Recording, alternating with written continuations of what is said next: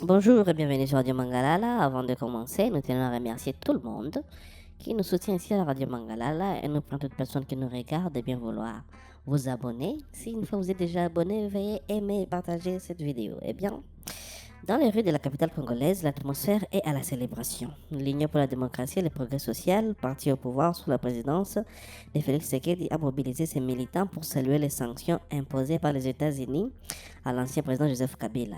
Annoncé le 30 avril 2026 par les trésors américains, ces mesures visent l'ex-chef d'État pour son présumé soutien aux rebelles du M23 et à l'Alliance Fleuve Congo, accusés de déstabiliser l'Est de la RDC.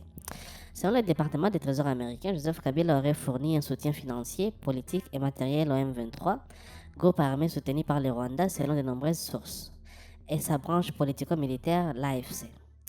Ces entités sont tenues pour responsables de violences ayant causé des milliers de morts et un déplacement massif de population dans l'est de la RDC. Les sanctions prises en vertu de l'executive order 13413 gèlent tout actif aux États-Unis et interdisent aux citoyens et entreprises américaines toute transaction avec lui. Joseph Kabila, qui a dirigé la RDC en 2019, vit en exil depuis plusieurs années, a immédiatement rejeté ces accusations, les qualifiant de profondément injustifiées, politiquement motivées et fondées par des allégations non étayées. Pour le gouvernement congolais et l'UDPS, il s'agit au contraire d'un acte important en faveur de la lutte contre l'impunité et de la souveraineté nationale. Dès l'annonce des sanctions, le secrétaire général de l'UDPS, Augustin Kabouya, a appelé les combattants et les populations quinoises à une grande marche de soutien, initialement prévue pour le samedi 2 mai 2026, avec départ du boulevard Triomphal vers l'ambassade des États-Unis à Gombe. Les manifestations ont été reportées le lundi 4 mai. Au siège du parti à Limité, l'ambiance était déjà festive le 1er mai. Des militants ont scandé les slogans de victoire criant Vive Trump et Kabila dehors. Des vidéos circulant sur les réseaux montrent les cadres du parti saluant le président américain Donald Trump pour cette décision perçue comme un appui décisif au régime Tshisekedi. Des activités de mobilisation, parfois qualifiées ironiquement de fêtes nationales par certains observateurs, ont réuni des centaines de sympathisants. Pour l'IDP, ces sanctions représentent bien plus qu'une mesure économique. Elles valident des années de lutte contre l'ancien régime Kabila, accusé d'avoir orchestré des fraudes électorales, maintenu au pouvoir occulte et contribué à l'instabilité sécuritaire. Nous célébrons la victoire de la démocratie sur l'impunité, a déclaré un responsable du parti sous couvert d'anonymat.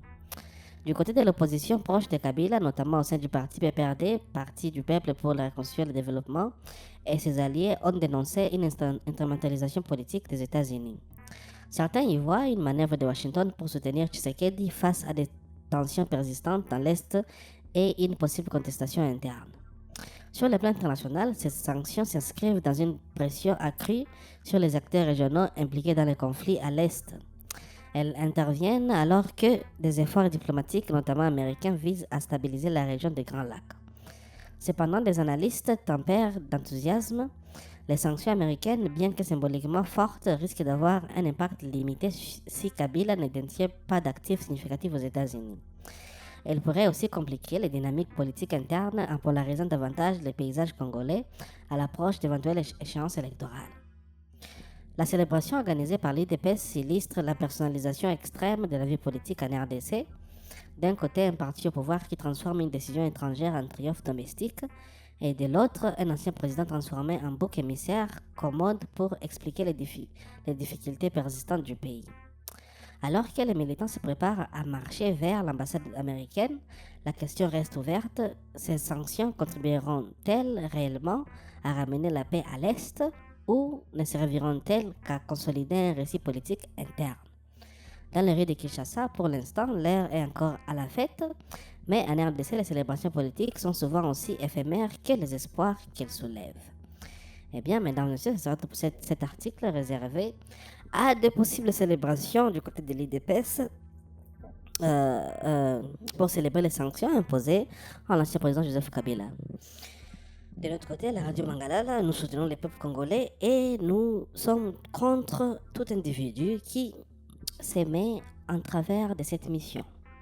Donc, tout ce qui est bien et tout ce qui marche pour le peuple congolais, c'est que nous soutenons et nous soutiendrons. Nous sommes ni IDPS, ni Kabila, ni quoi que ce soit. Donc, veuillez nous laisser en commentaire vos avis